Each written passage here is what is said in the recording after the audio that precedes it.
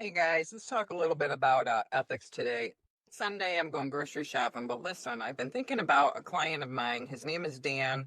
I met him about 13 years ago. He had actually bought a property on site, unseen. He was living in Mexico at the time and reached out about a property in Rapid City on a creek.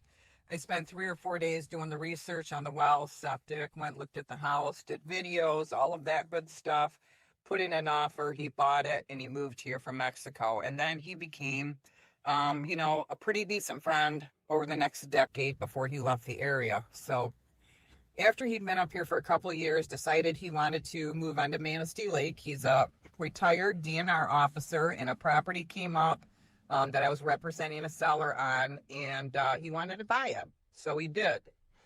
And then with, Dan the way he is, a few years later, he decided he wanted to sell that and move to Frankfurt. Okay, that's great. So had the property listed on Manistee Lake, and happens to be next door. There was a small cottage, and it was another realtor that owned the cottage next door. We're just going to call her Wendy for the sake of the story.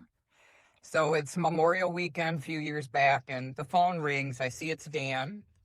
So I answered it, and he said, hey, Dan, how's your holiday going? He goes, well, it was going pretty good. I said, well, what does that mean? He said, well, Wendy was just over here in her bikini. She had obviously been drinking. I said, yeah, and?